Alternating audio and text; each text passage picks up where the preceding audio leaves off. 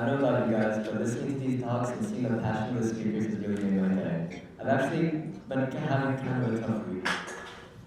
What's been going on, Corey? Well, I don't have a co-op yet, and it's exam season, so I've been feeling a little bit overwhelmed. I really want to cheer you up, but I've low-key been going through the same things. I don't really know what to say. I'm sure our next speakers can help with that.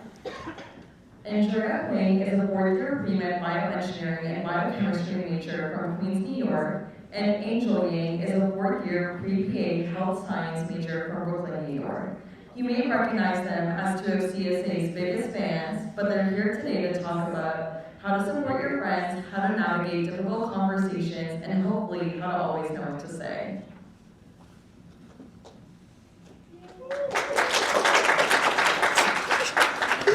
Give it up for Angel and Andrea.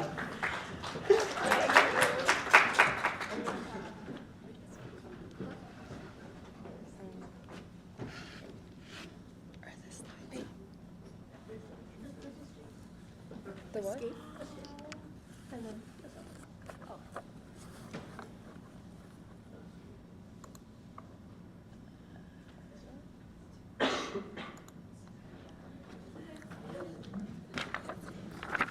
Alright, so hi guys, my name is Angel. And I'm Andrea, and we're here today to talk a little bit about how to support others when they're going through it. But first, just a quick trigger warning. Our talk includes brief mentions of suicidal ideation and some mental health challenges, so please take care of yourself and step out if needed. Prioritize your well-being.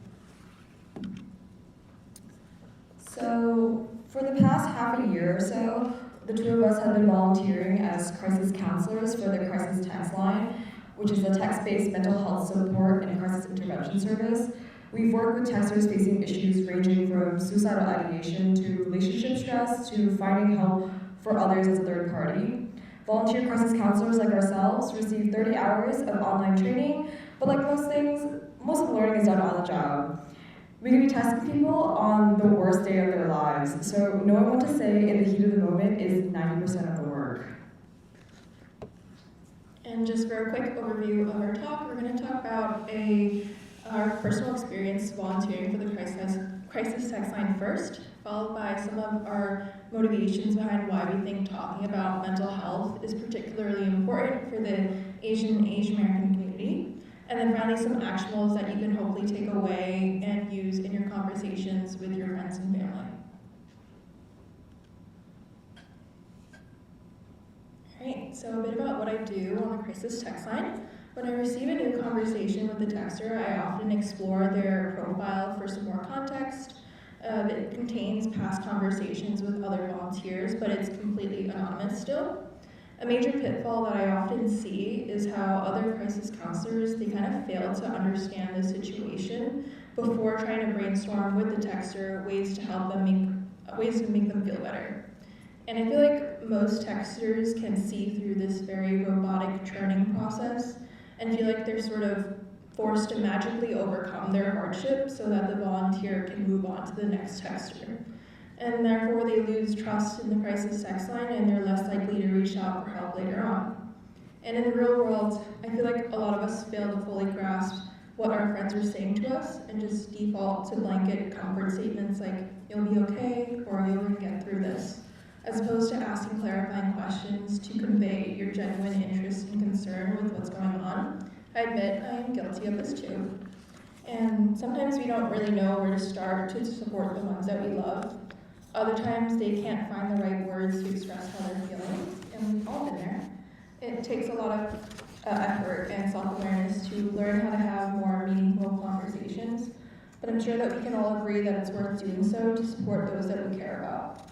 Nonetheless, it is important to remember that you can't give too much of yourself away. You need to care for yourself before you can care for others. And on the flip side, I feel like there are times where many of us interject and possibly insert too much of ourselves into a conversation. Obviously, most day-to-day conversations are two-way streets and involve both parties contributing, but just to reemphasize, the focus of our talk today will be on conversations where someone else is in need of support.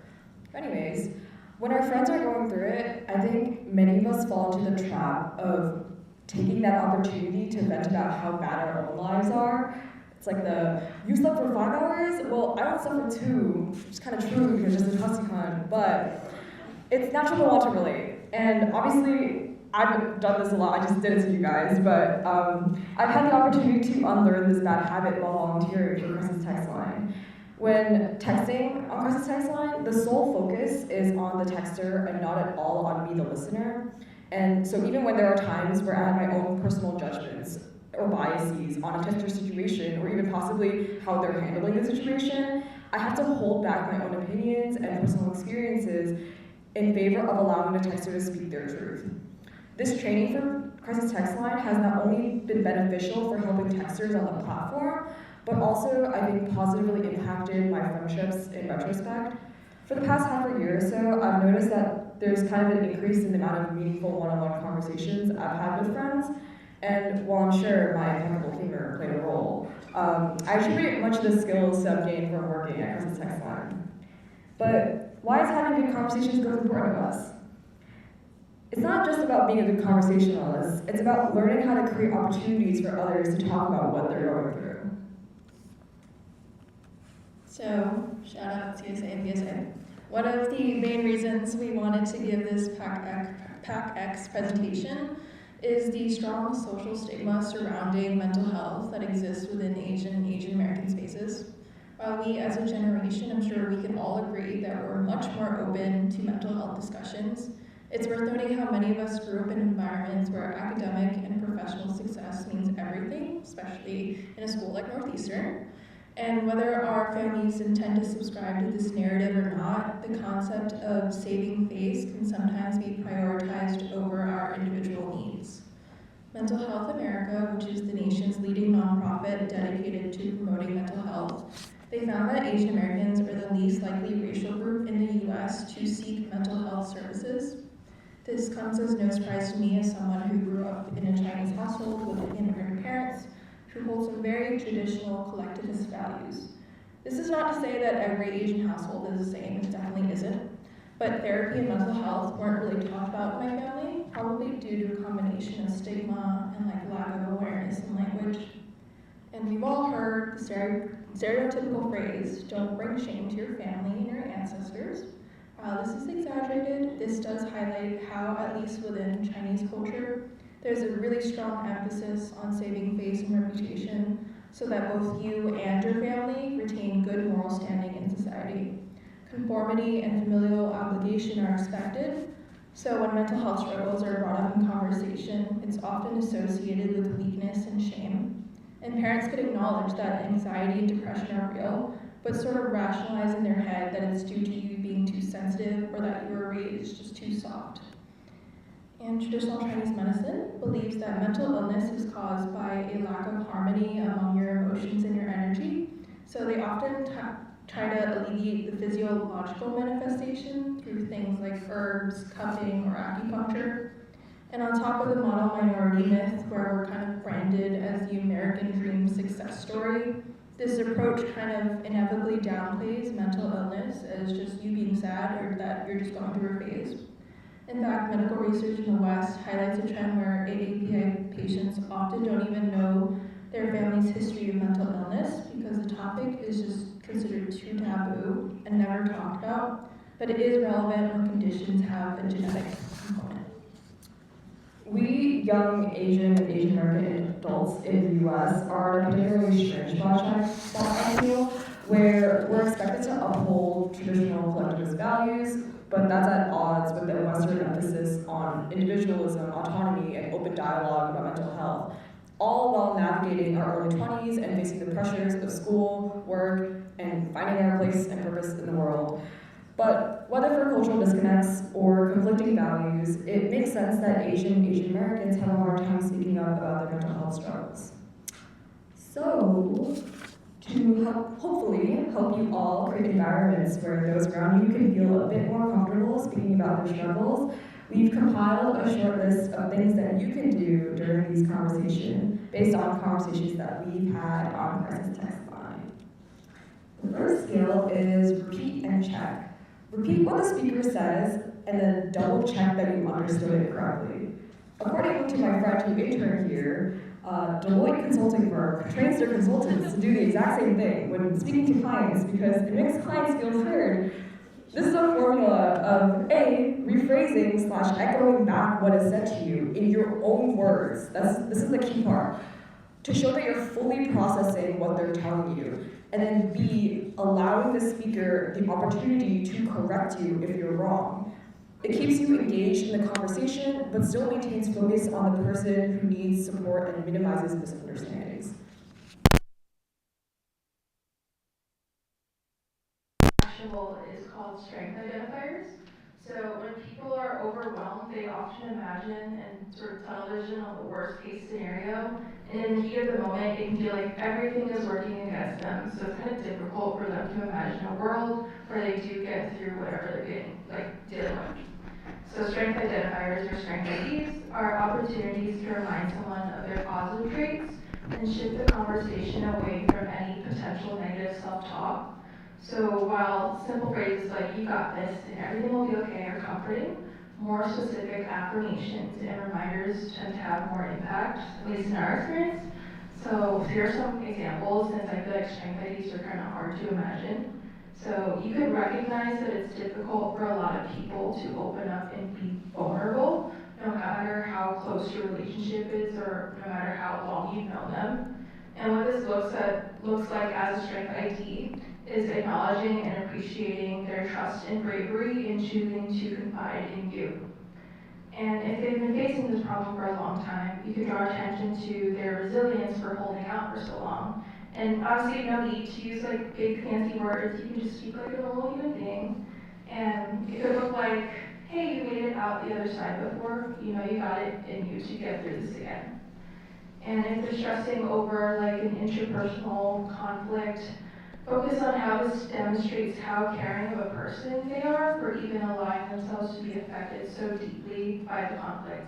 It's only because they have that compassion that they would even react this way. And the final thing to keep in mind is to not jump into solving their problems because they will always know the situation best, if not, or at least better than you do. Let them take the lead on how the conversation should go, whether that just be needing space to vent, someone to listen to, while they sort out their own thoughts and feelings, needing another POV to brainstorm what solutions look like, or just needing someone to validate how they're reacting. Asking what they need from you also invites reflection on their end and honors their autonomy. Then you can go from there. I find that having the fix the problem mindset is where you'll get stuck on trying to figure out what to say. Chances are, you're not going to know everything about the problem the speaker is facing. I once had a conversation with a friend who was having trouble starting their own business, and I don't know jack shit about entrepreneurship or business or finance, but the conversation was so productive because in asking clarifying questions and actively trying to understand them, I was shown that I cared about what they're talking about. Plus, talking about a problem out loud can help speakers gain new perspectives on the situation. In CS, there's a term called rubber ducky debugging, where a programmer will keep a little rubber ducky on their desk and talk to it about the problem they're trying to fix. In this case, you are the rubber ducky, and the act of explaining the situation out loud can cause a solution to present itself in the process. So even if you are some 2000 IQ genius, some problems just don't have solutions, or the solution is unrealistic and unattainable. So say your bestie is stuck in a forced IV triple and struggles not really having a space to retreat back to. Obviously you're not Northeastern housing, but you can be a good rubber ducky and be there for them when they need someone to rant to or just accompany them outside to touch grass every once in a while. I went to see the combo where the texter was a college student legally stuck between a mandatory university housing contract and an apartment lease with friends. Surprise, I'm not a lawyer, and even if I was a lawyer and I knew them personally, I can't really solve this problem for them. So then my focus shifts to just being an ear to rant to and figuring out ways that they can emotionally cope with the stress, plus just gently making sure that they don't run into the same problem again in the future. Alright, so So as we bring this talk to a close, I just wanted to reiterate something I mentioned earlier, which is that being there for someone can be so incredibly draining. Negativity can fester, so there are points where you need to evaluate whether you can handle more. And crisis text line caps the number of hours that volunteers are allowed to even be on their platform to guarantee that volunteers aren't burnt out of empathy and patience. They also send out regular announcements encouraging self-care activities so that we're reminded to recharge. Basically, take care of yourself. So hopefully in doing so, you're in a better position to sort of naturally notice things and notice changes in those around you and speak up before it gets too overwhelming for them. So here are our sources. And we just wanted to include this slide to say thank you guys so much for listening. And if you are ever in crisis, you can call or text 988. That's the National Suicide and Crisis Lifeline. Or you can text HOME in all caps to 741-741. And that's the direct number for the crisis line. And you can do this from anywhere in the US. It's 24/7, it's free, it's completely confidential. And if you're concerned about someone else, seetheawkward.com is a website with information on how to start and hold conversations with your friends about mental health. It contains methods for finding resources on how to support others or even find help yourself. Again, thank you all for taking the time to listen to our talk, and we hope that it was at least a little useful.